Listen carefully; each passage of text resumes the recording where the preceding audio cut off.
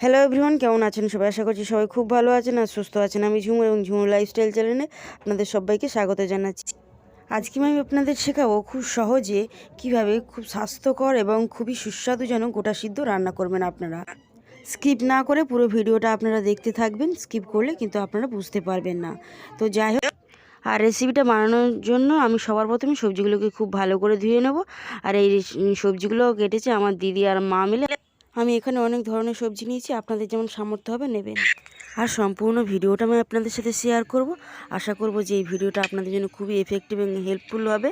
তো যদি ভিডিওটা আপনাদের ভালো লাগে তাহলে আমার চ্যানেলকে একটু লাইক করবেন। আপনাদের একটা লাইক আমাকে অনেক সাহস এবং ভরসা জায়গা আর ভালো ভালো ভিডিও বানাতে, এবং শেয়ার করবেন বন্ধুদের সাথে আর সাবস্ক্রাইব করে আমার পাশে থাকবেন। দেখতেই পাচ্ছেন বন্ধুরা, সবজি সমস্ত কাটা ধোয়া রেডি হয়ে গেছে।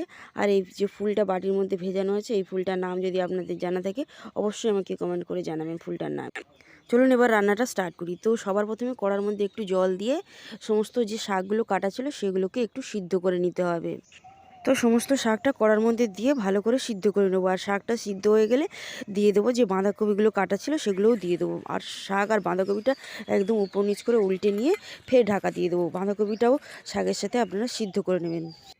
আপনারাও এরকমভাবে সেদ্ধ করে নেবেন, দেখবেন রান্নাটা অনেক সুস্বাদু হবে। দেখুন আমার শাকগুলো আর বাঁধাটা সিদ্ধ হয়ে গেছে, তো নামিয়ে নিচ্ছি একটা পাত্রের মধ্যে। তারপরে কড়াটা ভালো করে পরিষ্কার করে নিয়ে কড়ার মধ্যে তেল দিয়ে, তেলটা যখন গরম হয়ে যাবে তখন গোটা গোটা করে যে সবজিগুলো কাটা ছিল সেগুলো ভেজে নেব। তাই প্রথমে গোটা করে কাটা বেগুনগুলো ভেজে নিচ্ছি। আপনারা গোটা সবজিগুলো 6টা 9টা 13টা নিতে পারেন। জোড় সংখ্যা নেবেন না, বিজোড় সংখ্যা নেবেন, বিজোড় সংখ্যায় নিতে হয়।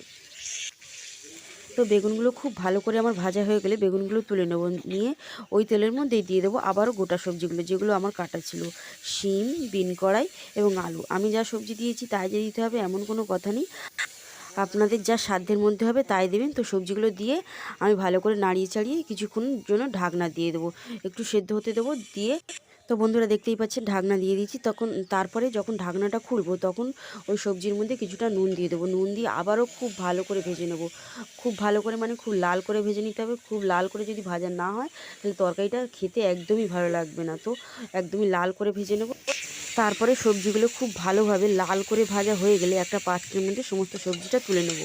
নিয়ে ওই তেলের মধ্যে আবারও দিয়ে দেবো গোটা করে কাটা আলুগুলো খুব ভালো করে ভেজে নেব। আলুগুলো খুব ভালো করে ভাজা হয়ে গেলে দিয়ে দেবো ফুলকপির মধ্যে দিয়ে দেবো কিছু পরিমাণ নুন, পরিমাণ মতোই দেবো।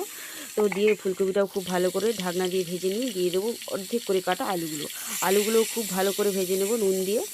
দিয়ে আলুগুলো যখন ভাজা হয়ে যাবে তারপরে কড়ার মধ্যে দিয়ে দেবো কিছু পরিমাণ তেল, কাঁচা লঙ্কা, তেজপাতা দিয়ে অর্ধেক করে কাটা যে সবজিগুলো ছিল বিন কড়াই, শিম, বেগুন, সেইগুলো কড়ার মধ্যে খুব ভালোভাবে লাল করে ভেজে নেব।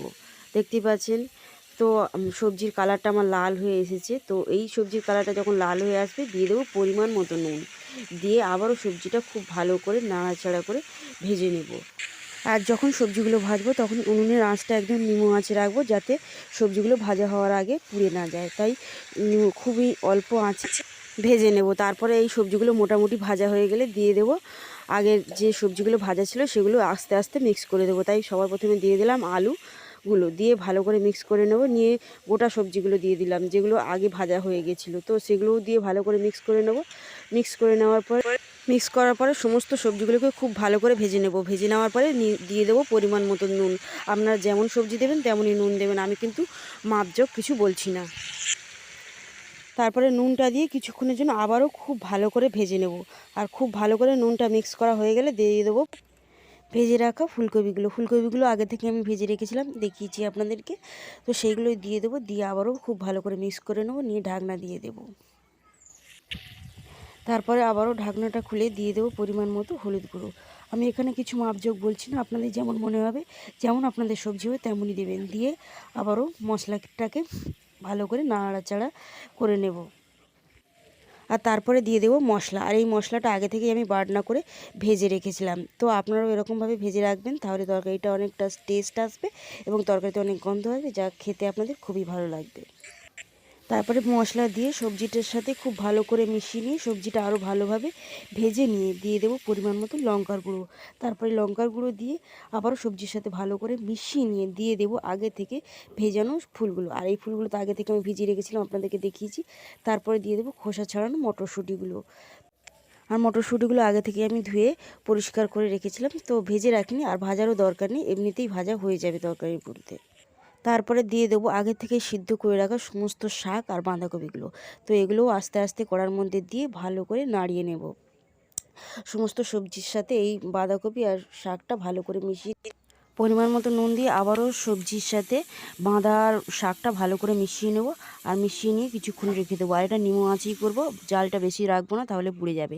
আর হয়ে গেছে আজকের গোটা সিদ্ধ আমার রেডি। কেমন হয়েছে অবশ্যই কমেন্ট করে জানাবেন, ভালো লাগলে লাইক করবেন। সবজিটাকে একটা পাত্রের মধ্যে নিয়ে আমি আপনাদেরকে দেখাচ্ছি। দেখুন কত সুন্দর দেখতে হয়েছে, খেতেও এত সুন্দর হয়েছিল। অবশ্যই আপনারা একবার বাড়িতে বানিয়ে খাবেন, দেখবেন খুবই ভালো লাগবে। আর সবাই তো খুবই ভালো বলছিল, তো আপনাদেরও খুবই ভালো লাগবে আশা করছি। তো আজকের ভিডিওটা এই পর্যন্তই রাখছি। আবারও দেখা হবে আপনাদের সাথে নতুন রূপে নতুন ধরনের ভিডিওতে। ততক্ষণের জন্য সবাই খুব ভালো থাকবেন, খুব সাবধানে থাকবেন, নিজেদের খেয়াল রাখবেন। Thank you so much. Tata, bye by.